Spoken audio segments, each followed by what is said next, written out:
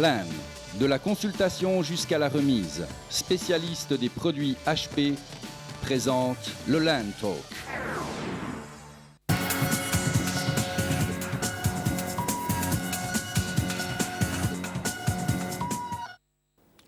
Bonsoir madame, bonsoir monsieur, je vous invite à partager en notre compagnie ce rendez-vous avec LAN Talk.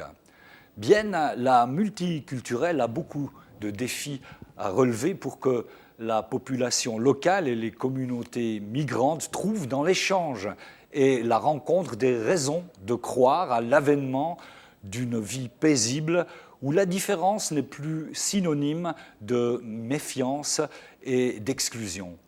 L'un de ces défis a été relevé avec la naissance de FM Dialogue, une radio communautaire francophone ouverte à tout le monde.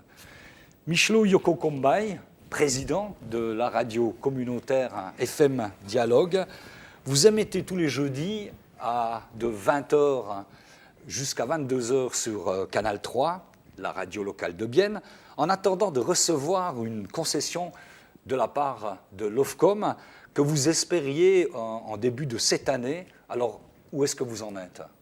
Alors, cette demande de concession, nous l'attendons et justement, d'ici demain, on va avoir une réunion très importante pour FM Dialogue avec les collaborateurs de l'Ofcom. Donc, nous espérons qu'à l'issue de cette réunion, il va y avoir de bonnes nouvelles pour FM Dialogue.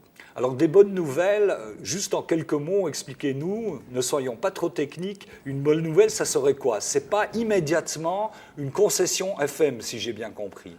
Non, ça peut être immédiatement une concession. Pourquoi ? Parce que ça fait depuis octobre 2003 que la demande était pendante devant l'Office fédéral de la communication. Toutes les données techniques ont été approuvées par ce service et il ne reste plus qu'à mettre la main sur les dernières choses techniques qui restent à discuter ensemble demain.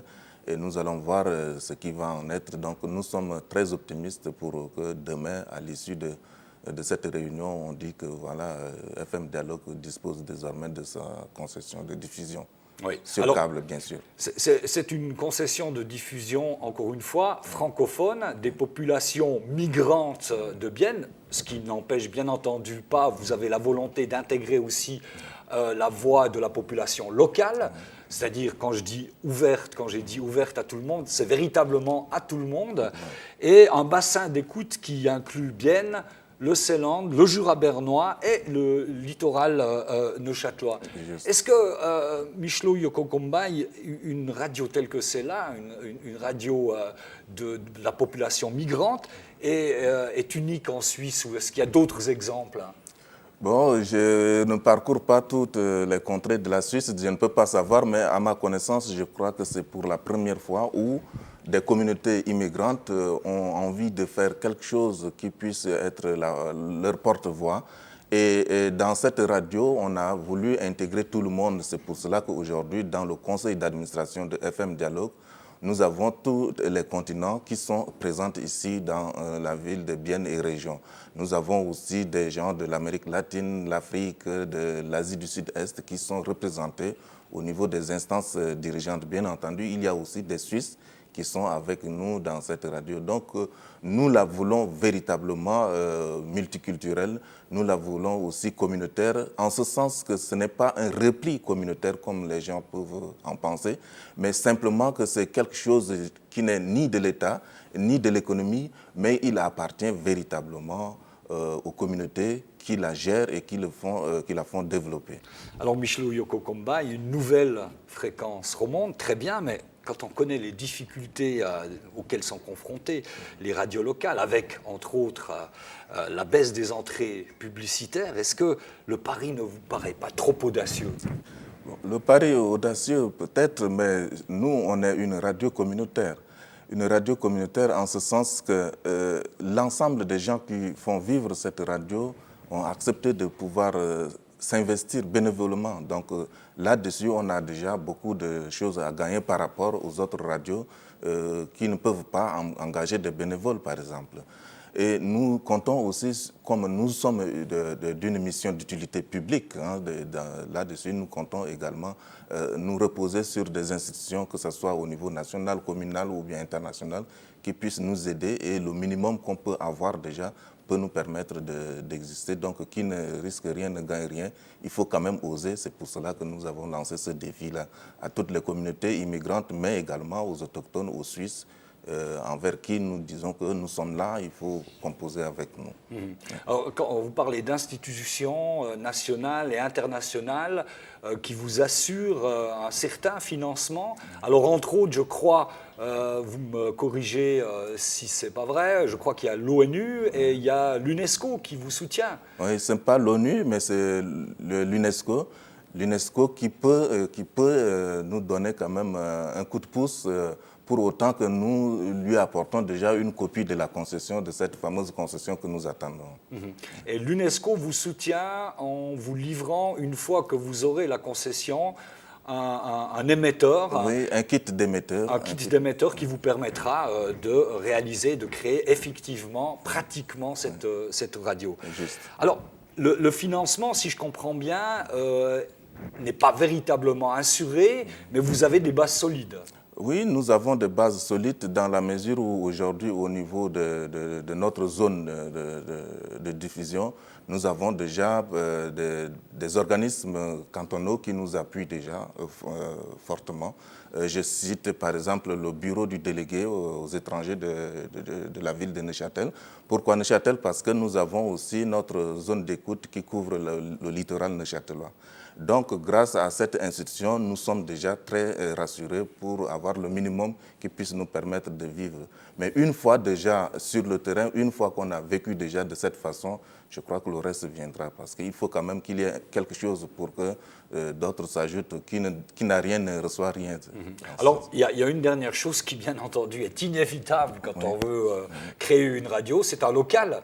Un local d'où émettre. Alors, ce local, pour l'instant, il vous manque encore. Après plusieurs tentatives qui, malheureusement, n'ont pas été des succès, vous êtes toujours en recherche d'un local. Alors voilà, c'est un appel à la population. Si on a un local pourrait se libérer pour se mettre à la disposition de FM Dialogue, quel genre de local vous avez besoin Maintenant, on a besoin de locaux, on a besoin de 3 pièces et demie, ça nous suffirait largement. Nous ne comprenons pas pourquoi est-ce qu'on a des difficultés à avoir de local ici à Bienne. Notre volonté était d'implanter le centre d'émission de cette radio ici à Bienne pour la simple raison que c'est une ville qui nous tient à cœur.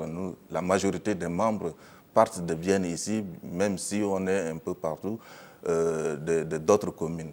Mais on a des difficultés à obtenir des locales, mais nous espérons obtenir ces locales. Dieu merci, aujourd'hui, avec la technique, on n'a pas forcément besoin de... Donc, pour le moment, on produit des émissions, chacun produit chez lui, et puis on arrive à les diffuser. Donc, on attend toujours un local. Voilà, alors l'appel est lancé. Okay. FM Dialogue s'implante aussi dans la vie politique biennoise, puisqu'elle organise des débats. Un pour la Journée internationale de la femme, du 8 mars. Un débat au Passepartout, rue du Marché Neuf 26, à 18h30, sur l'intégration de la femme dans la société biennoise, ou suisse en général. Et un autre le 18 mars, dès 18h30, au Théâtre de Poche, en guise d'avant-propos pour la Journée internationale contre le racisme du 21 mars, avec la projection d'un film d'Yvan Dalin, Au cœur du racisme.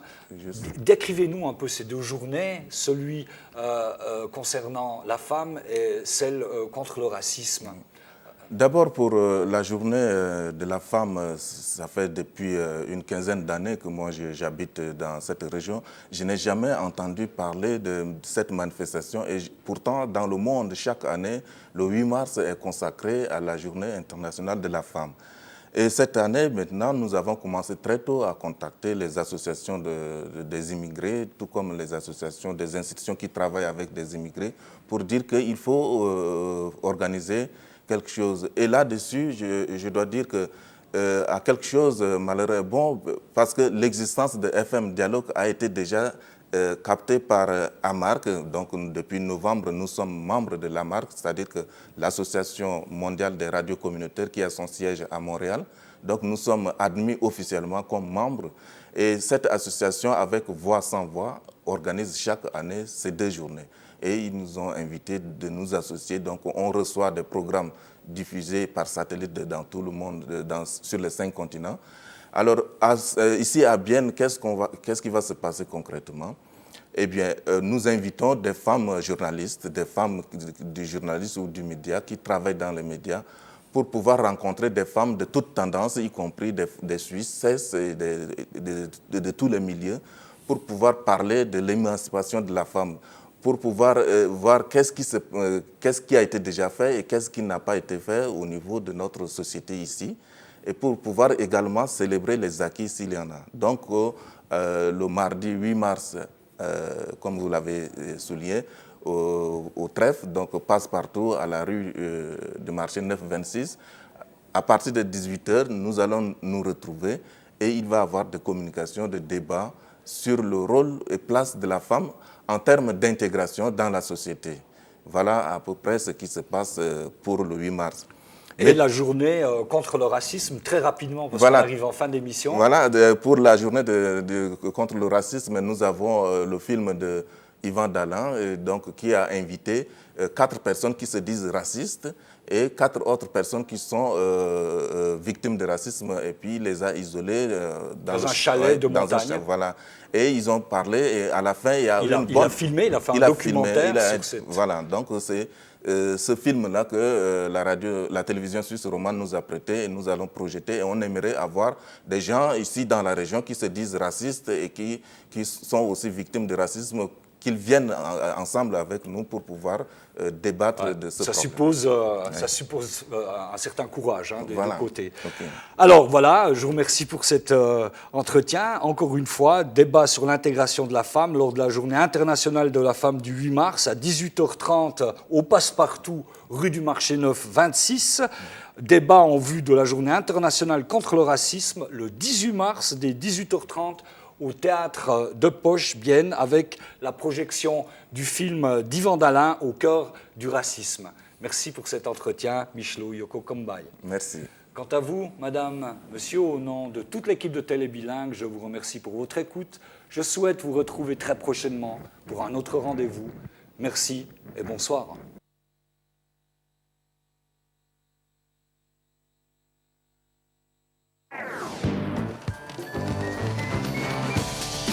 LAN, de la consultation jusqu'à la remise, spécialiste des produits HP, vous a présenté le LAN Talk.